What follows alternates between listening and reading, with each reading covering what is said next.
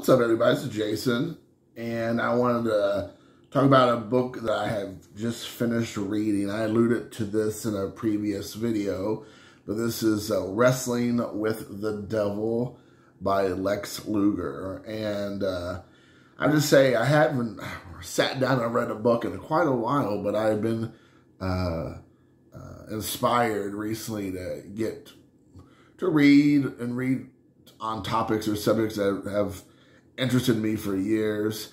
I'm more of a newspaper magazine kind of reader, where I can chunk it out quickly, read it in a pretty fast manner. Of course, books are going to take longer.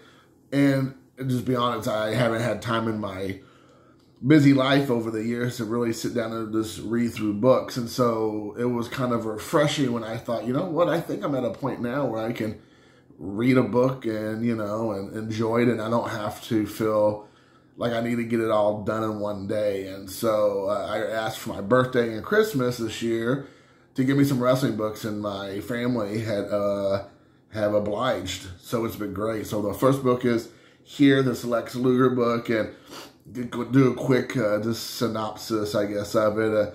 If you don't know about Lex Luger, he was obviously a famous wrestler from the WCW, WWF days. I believe he also wrestled in maybe early on some other territories.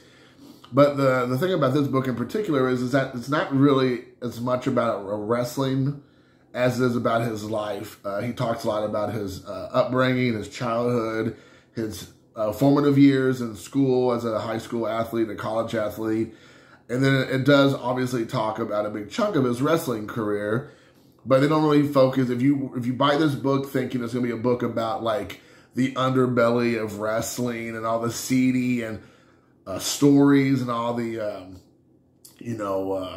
the behind the curtain, all the locker room stuff, this book is not it. And I didn't think that going into it. I didn't know what to expect. I didn't know anything about it. I just saw, Lex Luger was a wrestler I enjoyed watching when I was a kid. And I knew that it was a book going to be focused on his faith. And those are two things that I have interest in. So I gave it a shot, and I was not at all disappointed. There was multiple times in this book that I kind of got a little bit emotional and teary-eyed, because you could feel through the writing that, his life was very, damaged by his poor choices, and that he had got to a place that he had basically was broken before he could realize that he needed help. And so that, strength and money did not go as far as you think it will. And I mean, we've heard this story so many times, and us as believers and Christians, sometimes you take it for granted, I guess, but a lot of times that, that's just a given. But people who aren't born or don't acknowledge or realize that, Christ is the only, your God, Christ is the only way to God, and that a life without Christ is a life with pain and suffering in a lot of ways, because you're going it alone. You don't realize that so many people don't come from that area. And, Lex Luger talks about how all he cared about was himself, and that he led a very destructive life. He talks about Miss Elizabeth and that situation, and I'm not really going to get into that detail. There's not anything I can bring to that. If you don't know anything about it, you can just research it. But, Miss Elizabeth unfortunately died of a drug overdose, and that was at the time that they were together that had happened. He's very brutally honest about his poor choices, about his wife and his two children initially, and about how he was just a self-centered guy who only cared about money, fame, drugs, the next high, the next, I don't know, the next emotional high, the next physical high he could get. Basically, that's all he cared about. He didn't care who he hurt in the process, and he talks about all this in the book. So this is not me throwing accusations. This is himself talking about it. And just pretty much about how he was, a terrible person, essentially, and that he made terrible choices, and that, no matter how much he had laid out these grand plans, these, master plans, that it never panned out the way he thought it would because of XYZ reason, because he was so self-destructive, and he couldn't get out of his own way, which is typical when you think you're the one in control and that you're the one that can being a master of your own plan, and it doesn't work that way. I mean, again, not that being a Christian is, daffodils and cotton candy and, all that. It's definitely not, but you're not going alone. You're not by yourself in that journey. God's there holding you through that. And the Holy Spirit's there comforting you that whole time. And so it's definitely a different perspective. And to see him go from himself saying like an arrogant, self-centered, just, what can you do for me, to a person who is relying on others, a person who could not do anything for themselves, the person who had their strength taken away from them, their power taken away from them, their fame taken away from them. I don't know about money. Maybe he's always had, money or whatnot. But, all the things that he really cared about was taken away from him, and him pretty much being brought down to, zero, and that struggle, and where he fought back and gave his life to Christ. It's a powerful story. And, really, there wasn't a lot of conclusion. I guess the one thing I could say left me kind of hanging, and maybe there wasn't much to discuss, was there was no conclusion about his first wife and his 2 children from that marriage, because he talks a lot about them in the book. And then I guess things had gotten so bad from his prior transgressions that he doesn't have a relationship with them anymore. And I guess that's maybe there's nothing to discuss.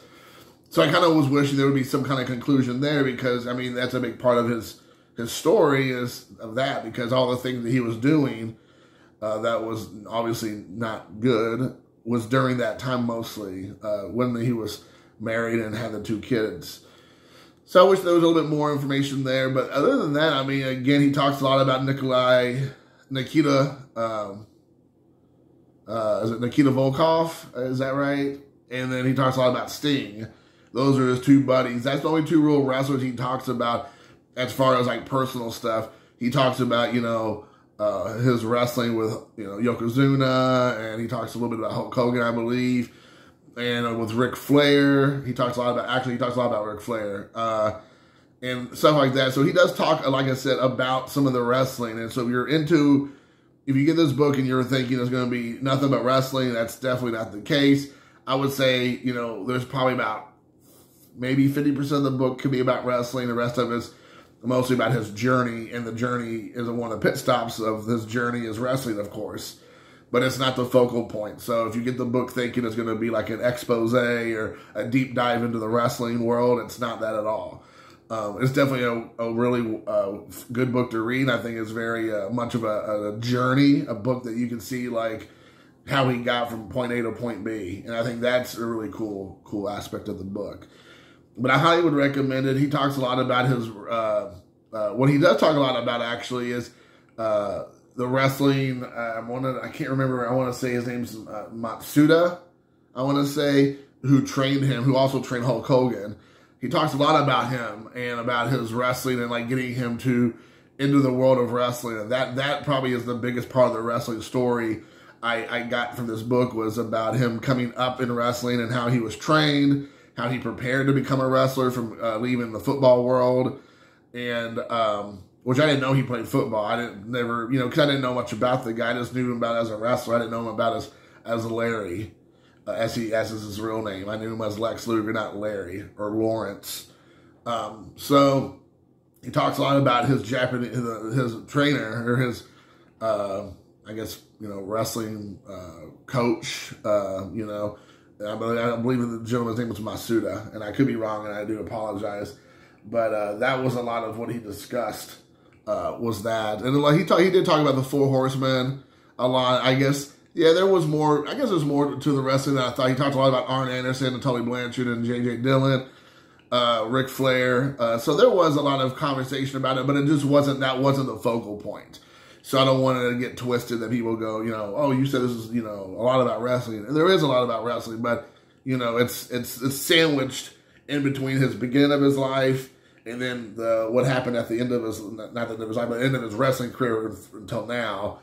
And so it's not like I said, it's not the whole, almost 300-page book. It's a shorter version of that. So, But anyways, guys, I highly recommend the book if you have interest in learning a little bit more about Lex Luger, especially kind of his journey through wrestling. That might be the best way to explain it, his journey through wrestling and to where he is today.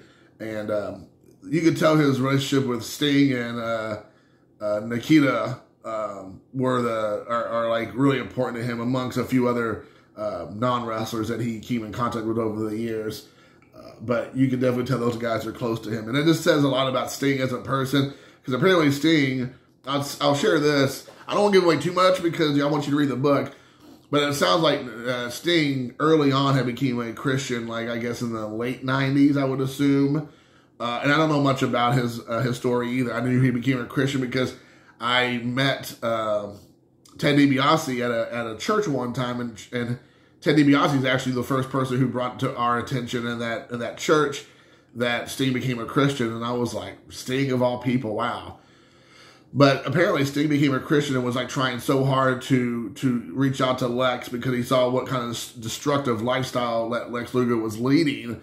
And, he had no use for Sting. He was like, him and Sting were like best buds. They were pals forever. But when Sting found religion, he had no use for Sting anymore. He was like, this dude is just ridiculous. What the stuff he's talking about is ridiculous. I have no use for that. I want to party. I want to live my life. I want to, have no remorse, no bad feelings about anything I'm doing. I just want to live my life and not be judged by anyone or anything. So he cut Sting out of his life. And then to see Sting come back around when Lex was like in his lowest points, and how much Lex realized that Sting has always been there for him and supported him and tried to encourage him to stay on the right path and not mess up things with his wife and kids. And Lex was just, couldn't get out of his own way. It was a great story, and it shows you what kind of person Sting is. And like so many people, I never heard a bad thing said about Sting. At least since he became a Christian, I had heard maybe in the past he wasn't the best person, but since then, he became a Christian, he had totally turned his life around. So, no one's perfect, and I'm not saying that people don't make mistakes. I'm not saying Lex Luger has never made a mistake since then, or Sting, or myself, or anybody. That's not at all what I'm saying. But to understand and to try to turn away from those things and not to embrace that or not care about how you hurt other people and how you destroy other people is a huge difference than apparently the way he was living in the past, where he didn't care about anything but where he was and how he could get there, and who he didn't care on who he stepped on to get there. So anyways, guys, this was a good book. I highly recommend it. It's an easy read. And if you get a chance to check it out, I would definitely recommend it. So again, Wrestling with the Devil, Lex Luger. And until next time, guys, thanks for watching. Peace.